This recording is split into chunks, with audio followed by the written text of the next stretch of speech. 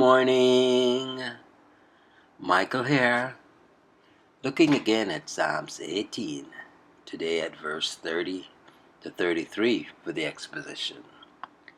So let's read those verses. Verse 30. This God, His way is perfect. The word of the Lord proves true. He is a shield for all those who take refuge in Him. 31. For who is God but the Lord?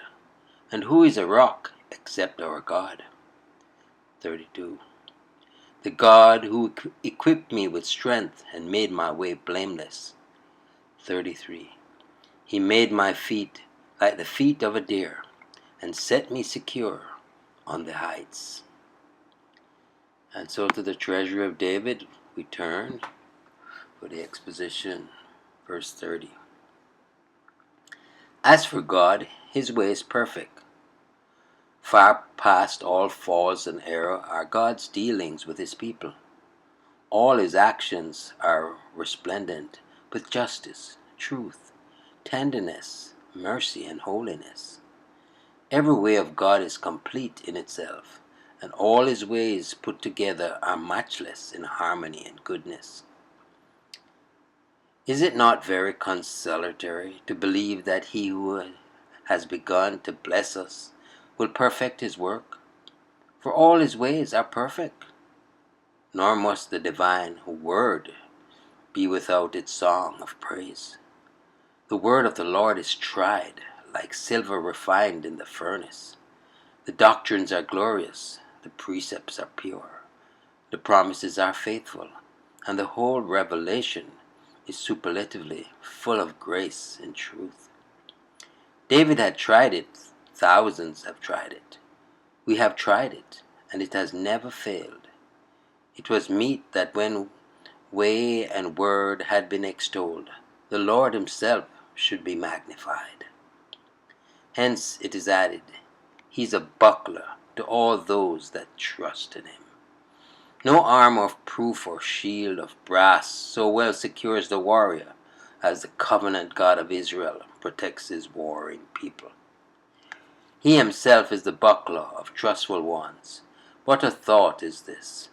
What peace may every trusting soul enjoy. Verse 31. Having mentioned his God, the psalmist's heart burns and his words sparkle. He challenges heaven and earth to find another being worthy of adoration or trust in comparison with Jehovah. His God, as Matthew Henry says, is a none such. The idols of the heathen He scorns to mention, snuffing them all out as mere nothings when deity is spoken of. Who is God save the Lord? Who else creates, sustains, foresees, and overrules? Who but He is perfect in every attribute and glorious in every act? To whom but Jehovah should creatures bow? Who else can claim their service and their love? Who is a rock save our God? Where can lasting hopes be fixed? Where can the soul find rest? Where is stability to be found? Where is strength to be discovered? Surely in the Lord Jehovah alone can we find rest and refuge. Verse 32. Surveying all the armor in which he fought and conquered, the joyful victor praises the Lord for every part of the panoply. The girdle of his loins earns the first stanza. It is God that girdeth me with strength, and maketh my way perfect. Girt about the loins with power from heaven, the warrior was filled with vigor, far above all created might. And whereas without this wondrous belt, he would have been feeble and effeminate, with relaxed energies and scattered forces, he felt himself, when braced with the girdle of truth, to be compact in purpose, courageous in daring, and concentrated in power, so that his course was a complete success, so undisturbed by disastrous defeat as to be called perfect. Have we been made more than conquerors over sin? Has our life hitherto been such as becometh the gospel?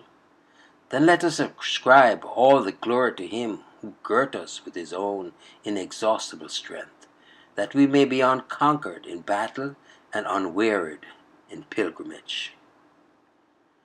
Verse 33.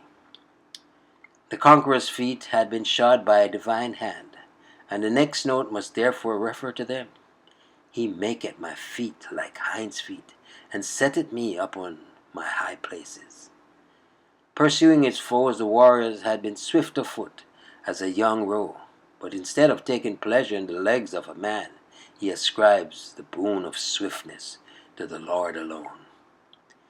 When our thoughts are nimble and our spirits rapid, like the chariots like Aminadab, let us not forget that our best beloved's hand has given us the choice favor.